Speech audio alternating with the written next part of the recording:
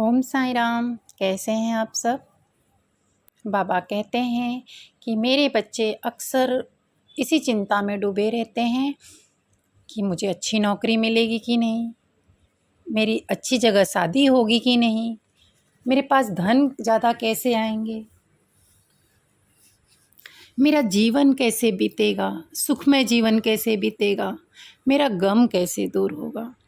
ऐसे प्रश्न का उत्तर बाबा से चाहते हैं। बाबा कहते हैं कि मेरे बच्चों, जब आप माँ के पेट में रहते हो, जब एक बच्चा माँ के पेट में रहता है तो आपका पालन पोषण कौन करता है? वो परम पिता परमात्मा करता है। वो आपको उस 10 दरवाज़ों के अंदर भी आपको आँख, नाक, कान, सब चीज़ क्या जो है वो बना देता है और उसकी देखभाल करता है, रक्षा करता है। बताओ, माँ के पेट में भीषण गर्मी होने के बाद भी आपका वो परम पिता परमात्मा रक्षा करता है। अभी तो आप बिना पंखे के बैठ नहीं पाते, बिना एसी कूलर के आप बैठ नहीं पाते हो, थोड़ी सी भी गर्मी आप बर्दाश्त नहीं कर पाते हो। लेकिन जो माँ के पेट में कितनी गर्मी होती होगी, फिर भी वो बच्चे को पालन पोषण कौन करता है? वो परम पिता परमात्मा करता है। आपको पता है, कछुआ पानी में रहता है और उसका बच्चा रेत पर रहता है। ना उस बच्चे के पास पंख होता है, ना इसके पास पंख होता है कि कुछ खा लेके आए अपने बच्चे को खिला सके, कि और ना बच्चे के पास पंख होता है कि वह कुछ लाके खा सके। कौन करता है रक्षा उनकी? वह परम पिता परमात्मा करता है। वो कछुए के पास धन भी नहीं रहता है कि बच्चों को दूध पिला सके, लेकिन जीव आत्मा का जो मन होता है, उसका विचार जो होता है बाबा के ऊपर रहता है। वह खुद ही उसका पालन पोषण करते हैं। यह सुंदर परमानंद पूर्ण प्रभु उसका पालन करता है। पत्थर में आपने कीड़ा देखा होगा, छुपे रहते हैं ना, तो वो जब पत्थर में से बाहर जाने के लिए निकलता है, कोई रास्ता निकालता है, और उसको पालने वाला भी परम पिता परमात्मा होता है। बाबा कहते हैं कि जीव आत्मा तू डर मत। बाबा की इस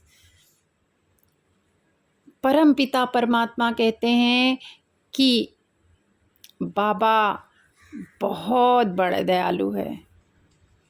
हर एक चीज़ की रक्षा जो है हमारे परम पिता परमात्मा करते हैं, हमारे प्रभु करते हैं। आपको पता है, इस बातों से यह शिक्षा मिलती है कि जिन परिस्थिति भी हो, बाबा हमें रखते हैं, उसमें रहो। जो हम सोच भी नहीं पाते हैं, वह भी हमारे भगवान हमारे लिए पैदा कर देते हैं। आपको पता है कि भगवान ही सबका मालिक है और भगवान ही सब ठीक करेगा, भगवान ही बिगाड़ेगा। तो डरो मत उस मालिक से, वही सब करने वाला है, उसको कभी कोसो मत। मैं यही बोलूँगी। एक व्यक्ति था, वह बहुत दयालु था, बहुत अच्छा था, लोगों को अन्नदान करता था, लोगों को खाना खिलाता था। तो एक दिन एक व्यक्ति था जो बोलता था कि मुझे दाल दे दीजिए प्रभु। तो बोलता है कि बिल्कुल लीजिए, दाल है मेरे पास, आप खाइए, पेट भर कर खाइए। मेरे राज्य में कभी कोई भूखा नहीं रह सकता। उसको घमंड आ गया कि मैं ही खिलाता हूँ और मेरे अलावा इस गांव में या इस शहर में कोई खाना नहीं खिलाता है, लोगों को अन्नदान नहीं करता है। उसके मन में जो था घमंड आ गया। एक रात वो सोया हुआ था, तो उसके सपने में उसके गुरुजी आए, उसको सपने में लेके गए एक पहाड़ के ऊपर, बहुत ऊंचाई पर। और वहाँ पे जाने के बाद गुरुजी लेके गए तो वहाँ पे काफ़ी ठंडी थी, और गुरुजी ने कहा कि आप चलो। वहाँ पे गया तो उसको सांस लेने में भी तकलीफ़ हुई, उससे रहा नहीं गया। उसने गुरुजी से कहा कि गुरुजी मुझे सांस लेने में तकलीफ़ हो रही है। गुरुजी ने कहा कि कोई नहीं, वहाँ पे खड्डा खोदो। जगह दिखा करके उस जगह पे उन्होंने खड्डा खोदना स्टार्ट किया। काफ़ी गहरा खड्डा खोदा तो वहाँ एक पत्थर था। तो गुरुजी ने कहा वो पत्थर निकाल के फेंको। पत्थर निकाल के भी फेंका, उसके नीचे चींटियाँ जो थी, बहुत सारी चींटियाँ अपना खाना खा रही थी।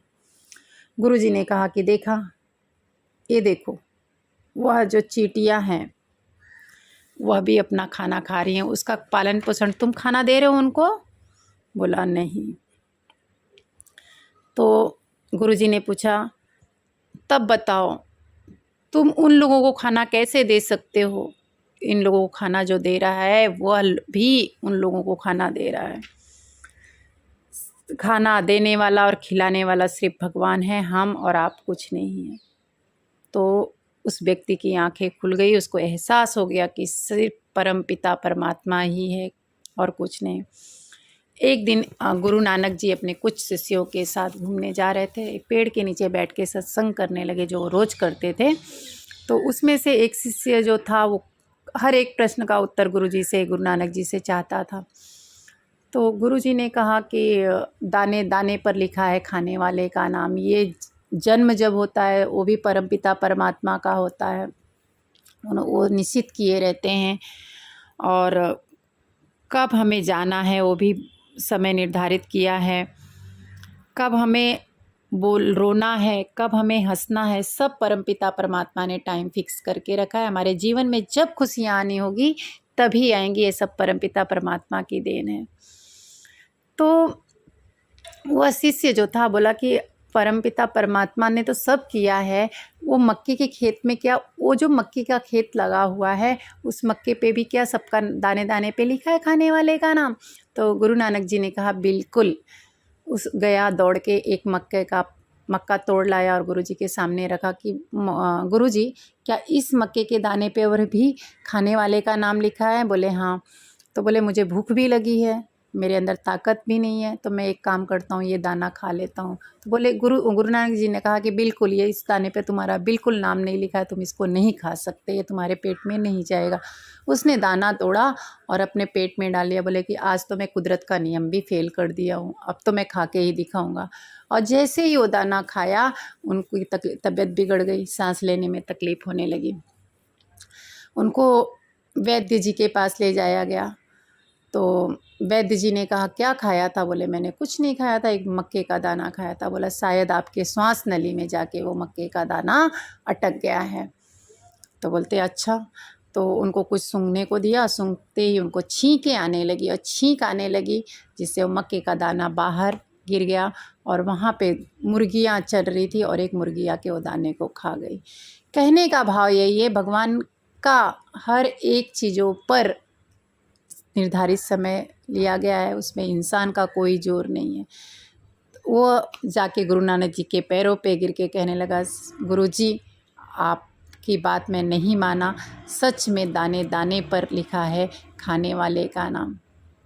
तो बाबा यही कहते हैं कि मेरे बच्चों, व्यर्थ की चिंता मत करो, होगा वही जो राम रचि राखा। सब भगवान के हिसाब से ही होगा, हमारे करने से कुछ नहीं होगा। तो व्यर्थ की चिंता मत करो, व्यर्थ ही किस्मत को दोष मत दो। हमारा हंसना, रोना, गाना, खाना पीना, इवन हम कब किस जगह पर जाएंगे ये भी भगवान ने निर्धारित कर दिया है, इसका भी समय निर्धारित है। आप किस टाइम पे, कौन सी घड़ी में आपका देहांत होगा, किस टाइम में और किस घड़ी में आप जन्म लोगे, ये भी परमपिता परमात्मा ने लिख कर रखा है। तो क्यों चिंता करते हो, क्यों किस्मत को दोष देते हो? हर एक पल आनंद से जियो, परमात्मा के नाम के साथ जियो, वही हमारे साथ जाने वाला है। धन दौलत पैसा कुछ नहीं जाने वाला है। आपको पता है कि अगर सुंदरता, जो लोग अपने सुंदरता को पाने के लिए बहुत सारे पैसे खर्चा कर देते हैं, अगर इतना उससे जीवन खुश होता तो जो सेलिब्रिटी होते हैं, हीरो हीरोइन होते हैं, उनका जीवन बहुत खुश होता। आपको पता नहीं है। तो मेरे बच्चों, बाबा का कहना यही है कि सुख शांति से जीवन यापन करो। ओम साईं राम, जय साईं।